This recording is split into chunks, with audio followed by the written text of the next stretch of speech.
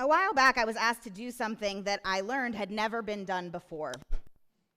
The dean of a modern Orthodox Jewish high school in Chicago, who happens to be a rabbinic colleague and friend of mine through our shared work in the Chicago Board of Rabbis and Jewish United Fund, asked me if I would come teach about Reform Judaism to his senior boys seminar. He said that for most of his students, this would be the first time that they had met a Reform rabbi, no less a female rabbi at all.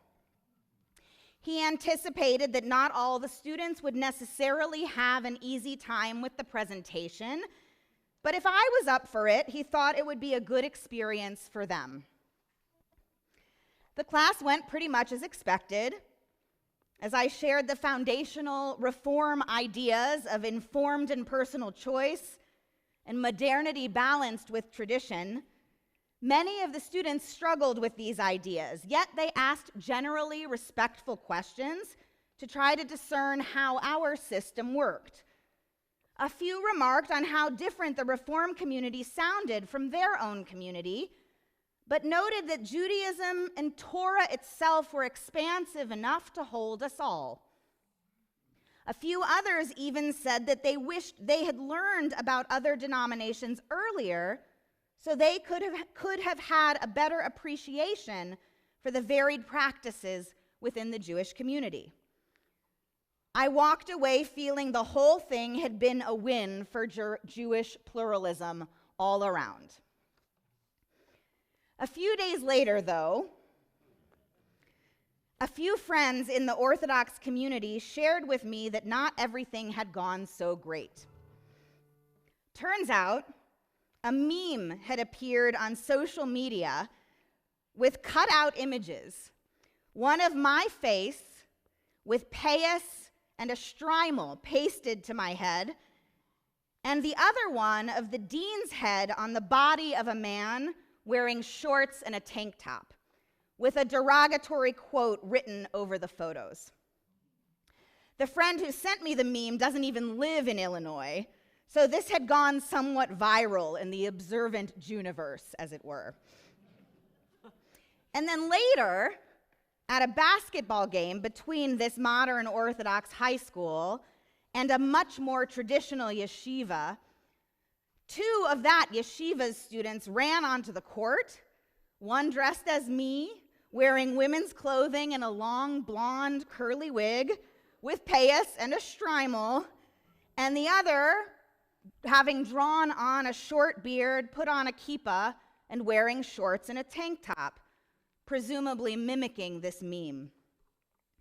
For me, it didn't matter much. I actually think I don't look so bad in a shtreimel. But I felt so awful for my friend and colleague. This was Lashon Hara in its worst form, and the imagery and environments in which he was portrayed were such that they could be truly damaging to him and his deservedly esteemed reputation otherwise. When I reached out to him to ask if there was anything I could do to be of support, he was, not surprisingly, so kind and simply saddened that the word of this had gotten to me at all. The win for Jewish pluralism turned out not to be such a win after all. I've been thinking a lot about this episode in the lead up to the holiday of Shavuot, the first day of which we're concluding and the second day of which we are beginning right now. Shavuot is known as Zman Matan Toratenu, the time of the giving of our Torah.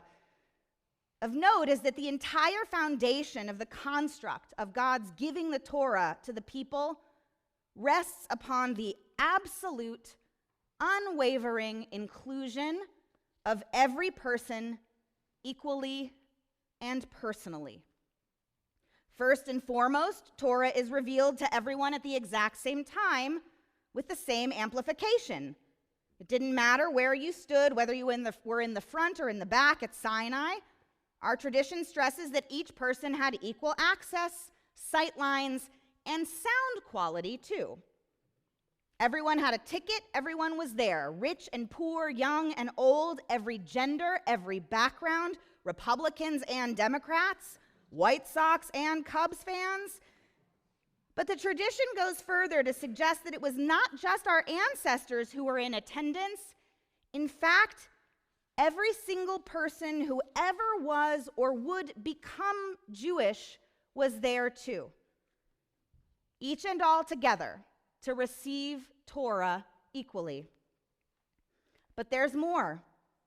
Although the Torah was offered by God in a singular voice, it was heard by the people in the particular languages they each spoke, kind of like what happens at the UN, so that each person could fully understand the terms of what was being given, empowered through their own personal context, ultimately for the reason that every recipient of Torah is supposed to express it, externalize it in their own unique way.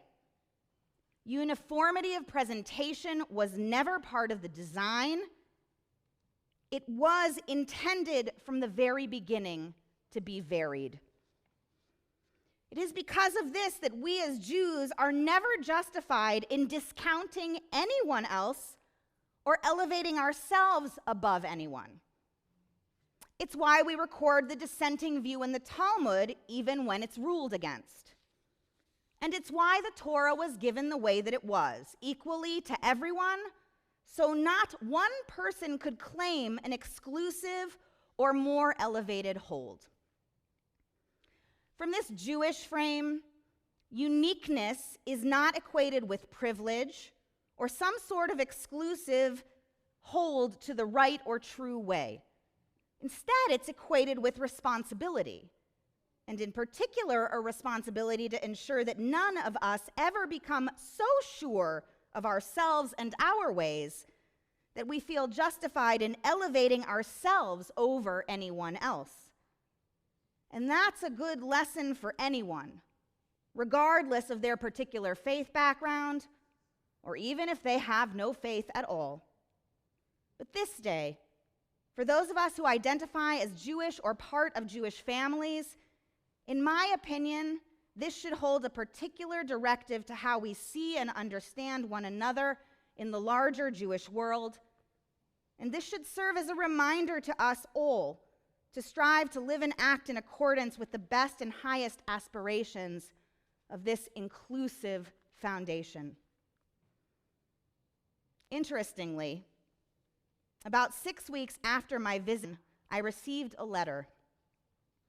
It was from the Rosh Yeshiva, the head of the one whose students had been responsible, not just for the basketball game impersonation, but also for that internet meme, it turns out. And this is a man whom I had never met before and likely never will meet in person. Whereas many of the modern Orthodox rabbis in Chicago participate in the Chicago Board of Rabbis, typically those on the more ultra-Orthodox side do not, which is what made this letter even more unique.